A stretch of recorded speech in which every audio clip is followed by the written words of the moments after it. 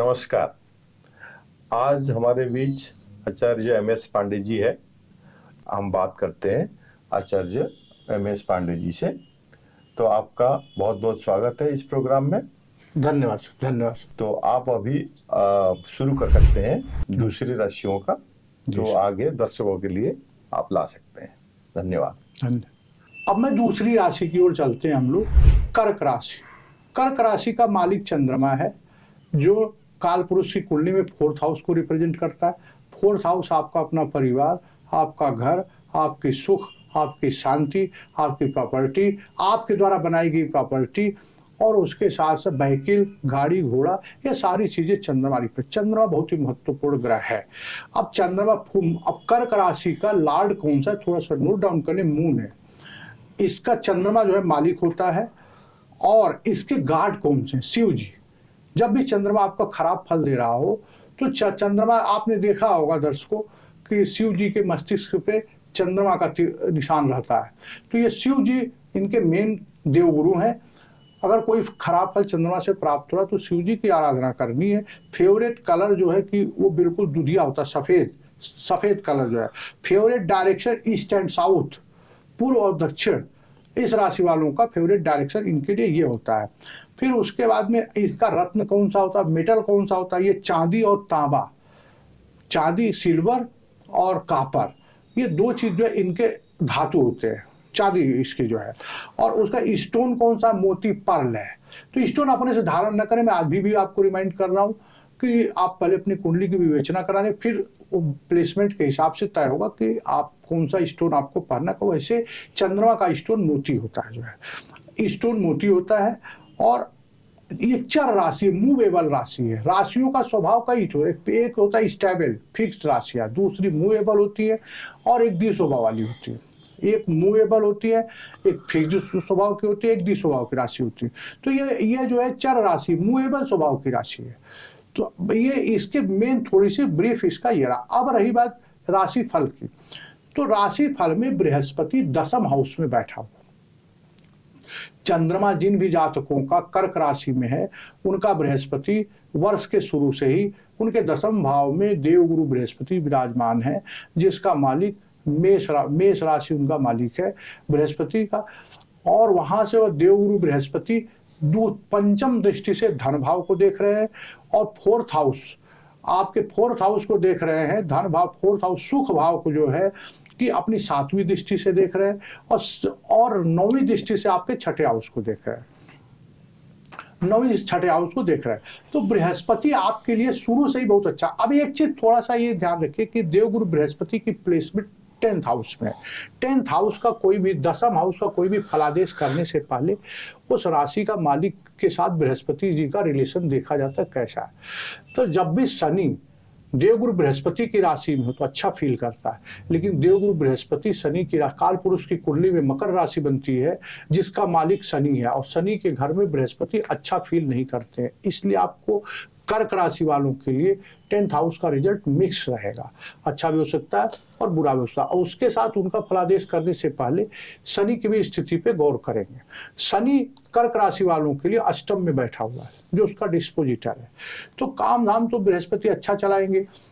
धन भाव पे इनकी सीधे दृष्टि होने के कारण जो है आपके बैंक बैलेंस, रुपए, पैसे, इन सब में बढ़ोतरी होगी। लेकिन शनि के अष्टम में होने के कारण देवगुरु बृहस्पति कार्य में थोड़ी सी दिक्कत भी आ सकती है, आपको समय समय पे परेशानी आ सकती है, डिसीजन गलत हो सकते हैं, जिसका परिणाम जहां आप लाभ सोच रहे हैं वहां आपको नुकसान का भी नुकसान भी उठाना पड़ सकता है। तो धन भाव के साथ 4th भाव पे चंद्रमा का, काल पुरुष की कुंडली का 4था मित्र दृष्टि से 4th भाव को बृहस्पति देख रहे हैं, जो एक अच्छा संयोग है।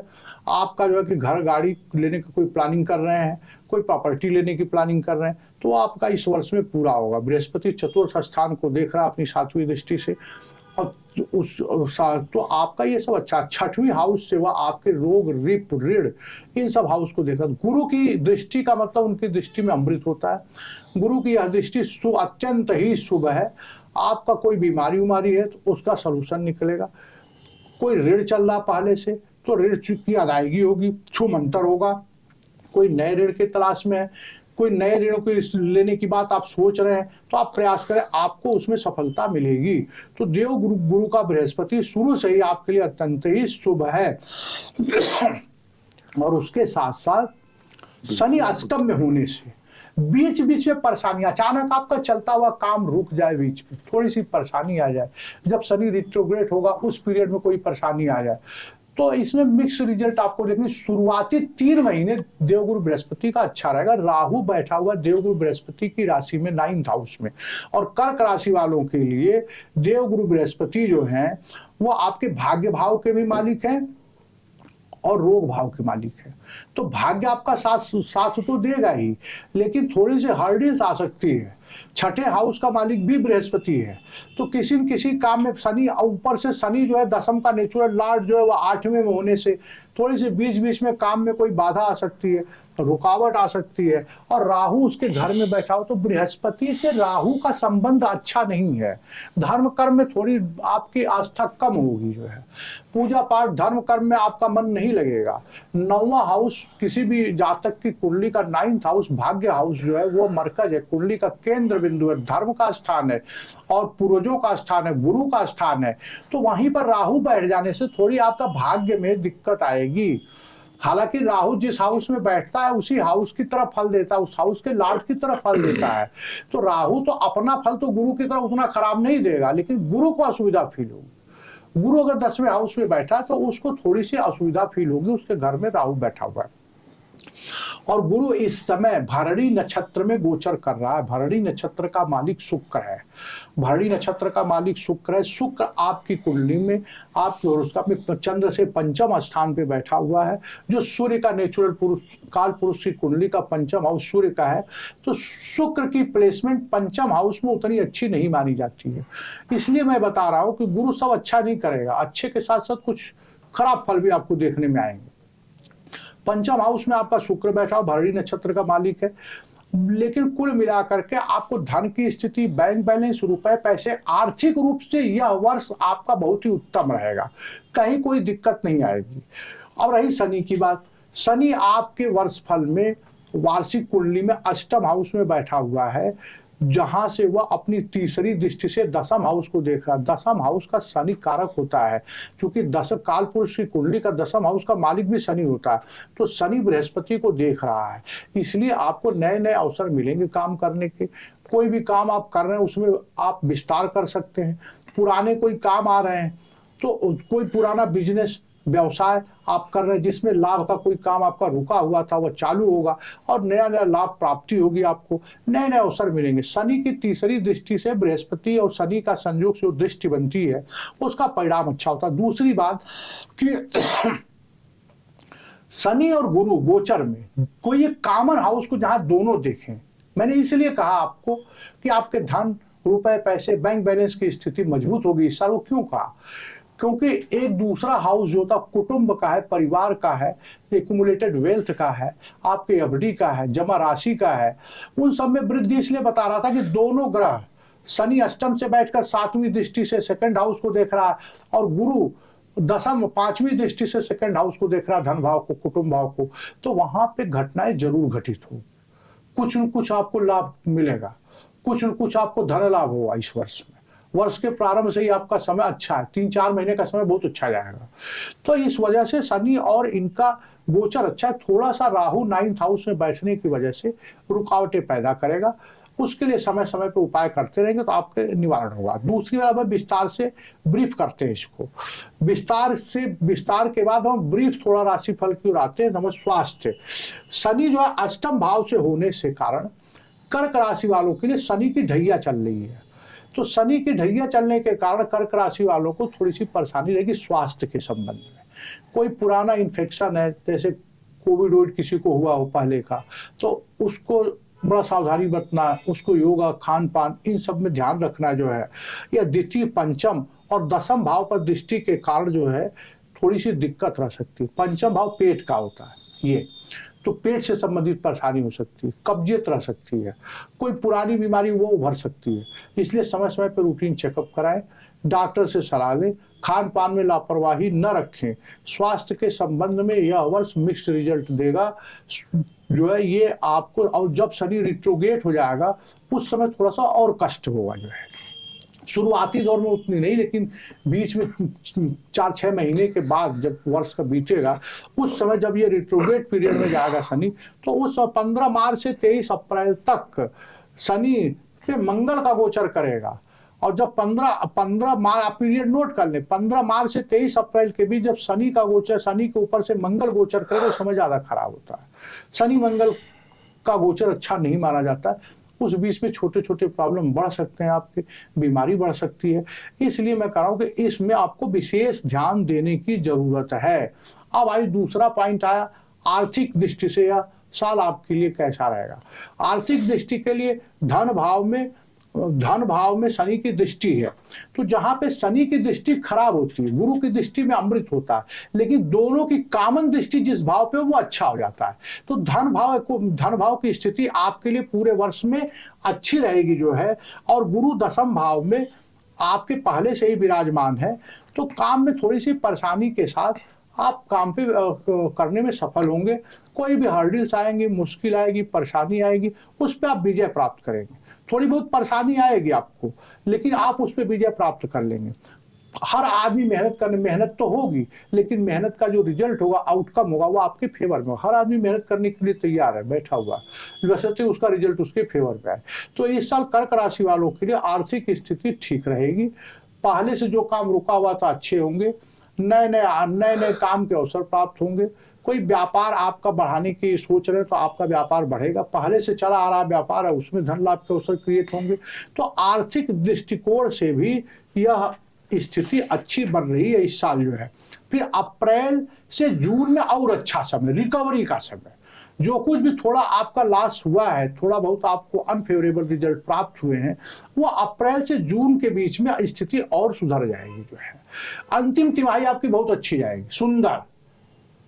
धन की गठरी आपका वेट कर रही है, तो इसलिए आपका जो अंतिम तिमाही है वो बहुत ही अच्छा जाएगा। कुटुंब एवं समाज, जनवरी से अप्रैल जो है परिवार के लिए कैसा रहेगा, अच्छा रहेगा। जनवरी से लेकर के अप्रैल तक की स्थिति परिवार के लिए अच्छी रहेगी। गृहस्थ सुख में वृद्धि, दाम्पत्य जीवन में अनुराग प्रेम अच्छा रहेगा, परिवार में समृद्धि। और मई के बाद गुरु का गोचर वृषभ राशि में हो जा रहा है। गुरु जो है देव गुरु बृहस्पति मई के बाद जो है वृषभ राशि, अपनी राशि चेंज करके वृषभ राशि में चले जा रहे हैं। तो वहां से जाने का पिता के स्वास्थ्य में थोड़ी बहुत परेशानी हो सकती है, बट जुपिटर परेशानी के बाद भी परिवार में कुछ मांगलिक कार्य, मैंने बताया सेकंड हाउस कुटुंब का है, परिवार का है, वहां पे शनि गुरु दोनों की दृष्टि होने से परिवार में कोई नया मांगलिक कार्य होगा और बच्चों के करियर में सफलता मिलेगी।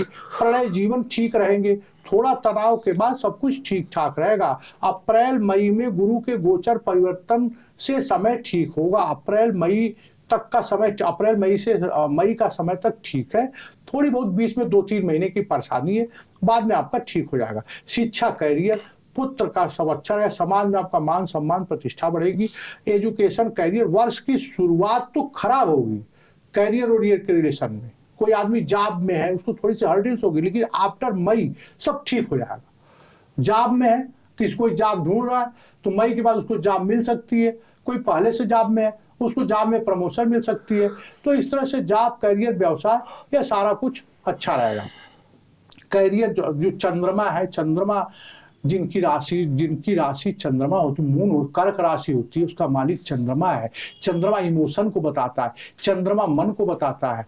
तो सर ने हमसे पिछले एपिसोड में पूछा था कि ऐसे इस राशि वाले जातकों की क्या विशेषताएं होती है। तो जो कर्क राशि वाले जातक हैं वो मन से ज्यादा इमोशनल होते हैं। किसी बात का उनके मन के ऊपर बहुत तुरंत प्रभाव पड़ जाता है।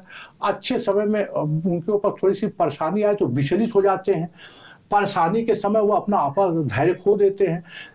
उसके साथ साथ लेकिन वह एक अच्छे प्रेम करने वाले होते हैं, उनका अच्छे प्रेम करने वाले होते हैं, अच्छे व्यवसायी भी होते हैं। किसी इंपोर्ट एक्सपोर्ट के काम में उन्हें सफलता मिलती है, एक सफल व्यवसायी होते हैं, सफल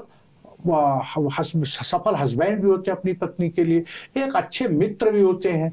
उनका दाम्पत्य जो सब ठीक रहता है। उनकी एक ही वीकनेस और कमजोरी है कि कर्क राशि वाले या कर्क लग्न वाले जरूरत से ज्यादा इमोशनल होते हैं। इमोशनल होने के कारण वह कई बार अपने और लाभ के अवसर खो देते हैं, कई बार निर्णय गलत ले लेते हैं।